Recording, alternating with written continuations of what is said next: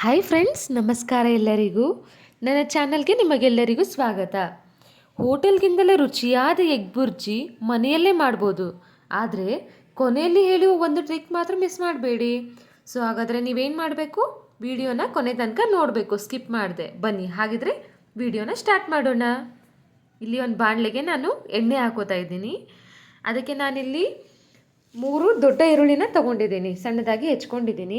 Egg ಬುರ್ಜಿಗೆ ಯಾವಾಗಲೂ ಈರುಳ್ಳಿನ ಜಾಸ್ತಿಯಾಗಿ ಹಾಕಬೇಕು. ಹಾಗೆ ನಾನಿಲ್ಲಿ 1 ಗ್ರೀನ್ ಚಿಲ್ಲಿನ ಸಣ್ಣದಾಗಿ ಕಟ್ ಮಾಡಿ ಅದಕ್ಕೆ ಸೇರಿಸ್ಕೊತಾ ಇದ್ದೀನಿ. ಇದನ್ನು ನೀವು ಚೆನ್ನಾಗಿ ಮಿಕ್ಸ್ ಮಾಡಿಕೊಂಡು ಫ್ರೈ ಮಾಡ್ಕೊಳ್ಳಿ.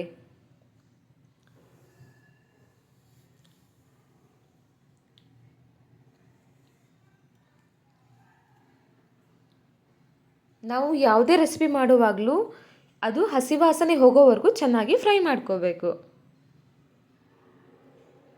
ಇವಾಗ ನಾನಿಲ್ಲಿ ಅರ್ಧ ಟೊಮ್ಯಾಟೋನ ಹಾಕೋತಾ ಇದ್ದೀನಿ. ಅದನ್ನು ಕೂಡ ಚೆನ್ನಾಗಿ ಮಿಕ್ಸ್ ಮಾಡ್ಕೊಳ್ಳಿ.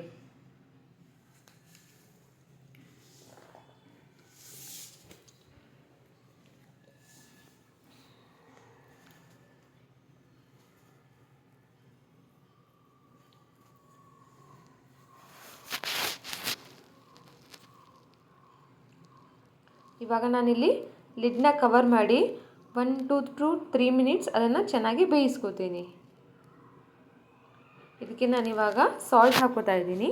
ರುಚಿಗೆ ತಕ್ಕಷ್ಟು ನಿಮಗೆ ಎಷ್ಟು ಬೇಕು ನೋಡಿ ನೀವು ಕೂಡ ಹಾಕ್ಕೊಳ್ಳಿ.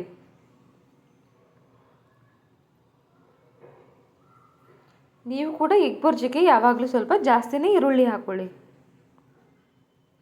ಅವಾಗ ಅದು ನಿಮಗೆ ಡ್ರೈ ಆಗಿ ಇರೋದಿಲ್ಲ. ಇಲ್ಲಿ ನಾನು ಜಸ್ಟ್ 1 ಚಿಟಿಕೆಯಷ್ಟು ಜಿಂಜರ್ ಗಾರ್ಲಿಕ್ ಪೇಸ್ಟನ್ನ ಹಾಕೋತಾ ಇದ್ದೀನಿ. ಜಾಸ್ತಿ ಹಾಕೋಬೇಡಿ, ಸ್ವಲ್ಪ ಹಾಕ್ಕೊಳ್ಳಿ.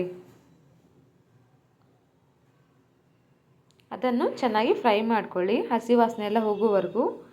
ಇಲ್ಲಿ ನಾನು 1/4 ಟೇಬಲ್ ಸ್ಪೂನ್ ಅರಿಶಿಣದ ಪುಡಿಯನ್ನು ಸೇರಿಸ್ಕೊತಾ ಇದ್ದೀನಿ. ಹಾಗೆ 1 ಟೇಬಲ್ ಸ್ಪೂನ್ ಅಚ್ಚ ಖಾರದ ಪುಡಿಯನ್ನು ಸೇರಿಸ್ಕೊತಾ ಇದ್ದೀನಿ. ನಿಮಗೆ ಖಾರ ಎಷ್ಟು ಬೇಕು ನೋಡಿ ನೀವು ಹಾಕ್ಕೊಳ್ಳಿ.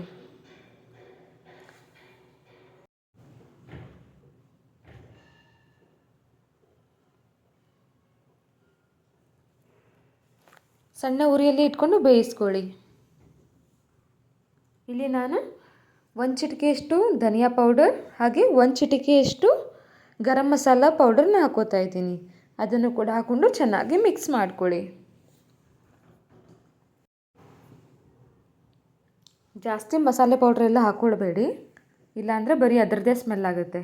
ಸ್ವಲ್ಪ ಹಾಕ್ಕೊಳ್ಳಿ.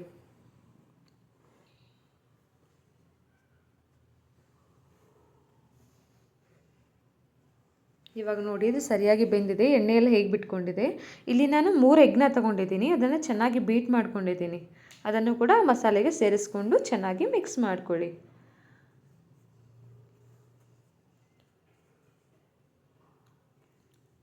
ನೀವು ಲೋ ಫ್ಲೇಮಲ್ಲೇ ಇಟ್ಕೊಂಡು ಈ ಥರ ಮಾಡಿ, ಇಲ್ಲಾಂದರೆ ನಿಮಗೆ ಎಗ್ ಬುರ್ಜಿ ಏನಾಗುತ್ತೆ, ಡ್ರೈ ಆಗಿಬಿಡುತ್ತೆ. ಆ್ಯಂಡ್ ತಿನ್ನೋದಕ್ಕೂ ಅಷ್ಟು ಕೂಡ ಚೆನ್ನಾಗಿ ಇರೋದಿಲ್ಲ. ಯಾವಾಗಲೂ ಸಣ್ಣ ಉರಿಯಲ್ಲೇ ಇಟ್ಕೊಳ್ಳಿ.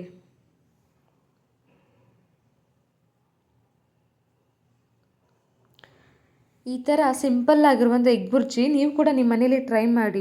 ಇದು ನೀರು ದೋಸೆ ಜೊತೆ ಹಾಗೆ ಚಪಾತಿ, ಬ್ರೆಡ್, ರೈಸ್ ಜೊತೆ ಅಂತೂ ಸಖತ್ತಾಗಿರುತ್ತೆ. ಆ್ಯಂಡ್ ಪ್ಲೀಸ್ ಕಮೆಂಟ್ ಮೂಲಕ ನಿಮ್ಮ ಅಭಿಪ್ರಾಯವನ್ನು ನನಗೆ ತಿಳಿಸಿ.